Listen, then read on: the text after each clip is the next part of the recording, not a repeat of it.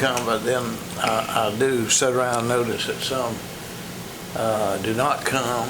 They make some excuse or something, so it's a part of their job if they have something to be here. And but again, I want to congratulate the fire department. I've never had the opportunity to see a firewall protect anything before, but that firewall protected, of course, there was a lawyer sitting there to the right, one across the street. That was probably the reason the whole thing didn't burn, because of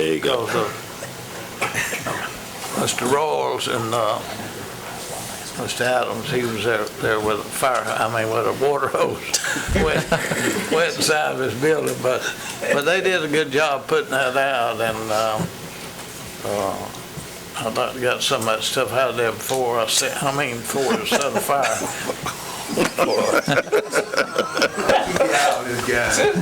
Okay. Okay, moving on. Commissioner Swain? Yeah, I just want to ask that we continue to pray for Mr. Gainey out of the water department. Amen. He's going through some hard times right now. Matter of fact, he was a classmate of me and Commissioner Hutchins. We ask that we continue to pray for him. Hang in there, brother. I appreciate you saying that. Okay, thank you. And my sentiments exactly. Mr. Been knowing Milton for a long time, and I wish him all the best and his family. Before I finish up and make comments, Commissioner Hutchins reminded me of an issue. It was addressed in the paper, but we might want to address in this forum about the report on the crime rate. Oh, yeah. Could you or Chief elaborate on?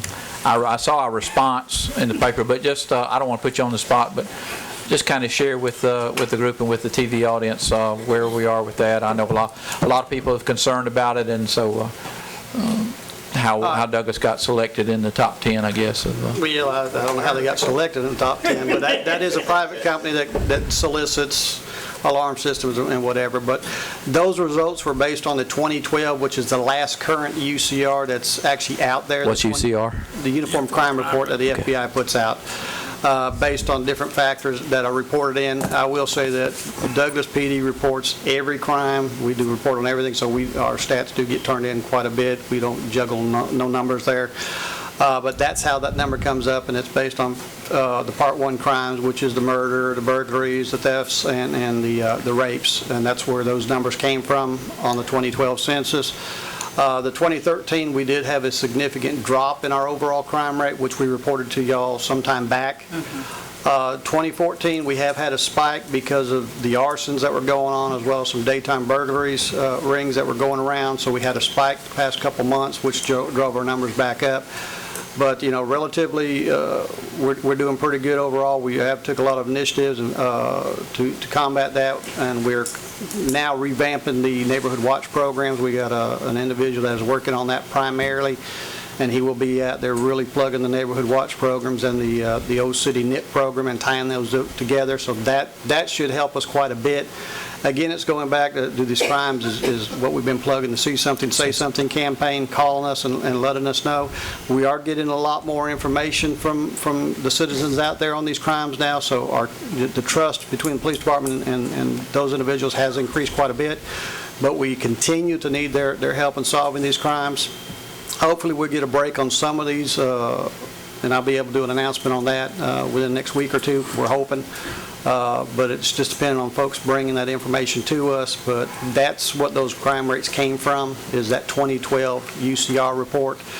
Prior to that, there's several years that the city did not even report, and there's a lot of cities that do not report just for that reason. They don't want to be on a stat somewhere, but the numbers are there. They just don't want to report them to the feds, and you have that option, but we do report. Okay.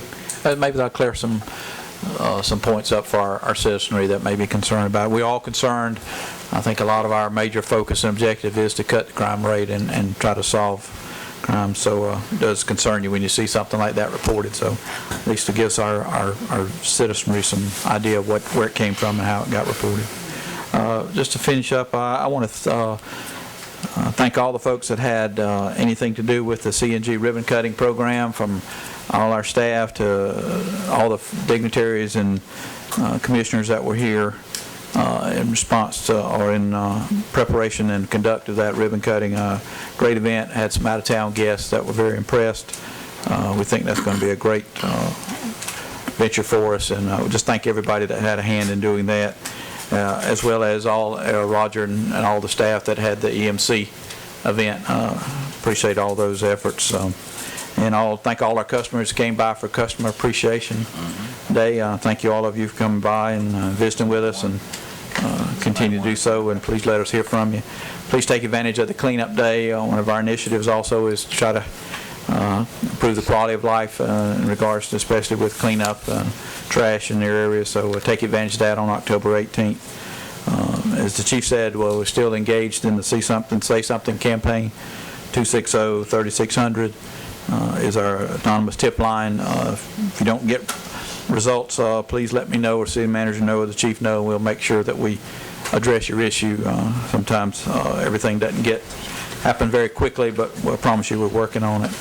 And it is our goal and mission to try to help cut the crime rate and solve these crimes, especially our arsons and our burglaries. Again, I'd like to also echo Mr. Roper's comments about the early voting period and the importance of voting. It started today and run through. I think the election is November 4th is election day. Yes. Very important election in our county and our state and our country. So please take advantage of your right to go vote and do that. So that's all I have, Mr. Jacobs. We do have We any need other to probably have a utility committee and then the subsequent utility meeting executive session after, since we have the person here. Okay, we need would it entertain them? Yes, sir. Go ahead. Before we do that, we did have a situation in regards to a couple customers getting solicited for funds. In regards, we did do a press release of this, and people were pretty much representing that they were the city of Douglas calling and seeking to get monies from individuals to keep them from being disconnected. We don't call people in regards to, that type of activity. Now, we do have a collection agency that we work with in regards to bad debt, our outstanding bills beyond a certain period. So we just want people to be mindful about that. If they have any questions or concerns about people representing they are with the city of Douglas calling them, just please contact us, and then we will hopefully contact the police department and let them look into that situation. Okay. Okay. I'd like to say something there on that. There's a group calling people. They called me 2 or 3 times, said they were IRS agents. Yeah, that's another. And they wanted me to, they said, the sheriff hadn't contacted you yet? I said, no, sir. I said, the IRS don't do business that way. I said, they don't do business on the phone. He said, are you saying I'm not from the IRS? I said, that's right, I am. You're not from the IRS. Well, I tried to call the IRS report line, I don't know how many times, and it was busy.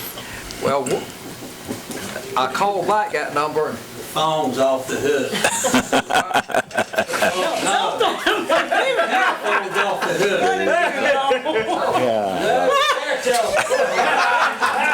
Yeah, let's wind it up, guys. They take the phone off the hook, they don't want to talk. They ignored your call. Oh, they did take it off the hook. They told, the IRS may have. Yes.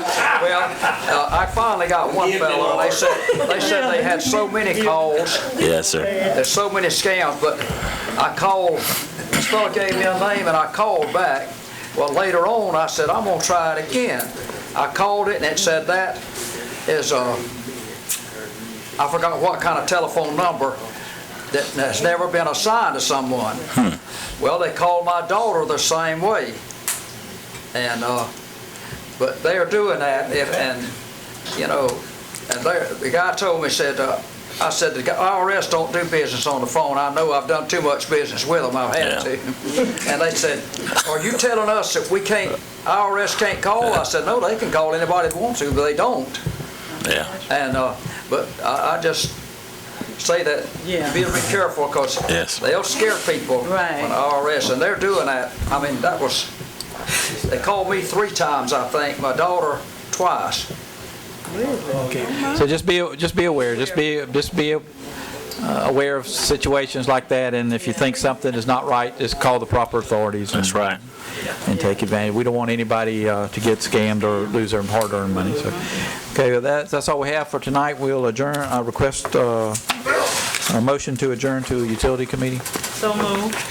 Commissioner Pearson has made the motion. Commissioner Swain has seconded. All in favor, say aye. Aye. All opposed? We're adjourned to the Utility Committee.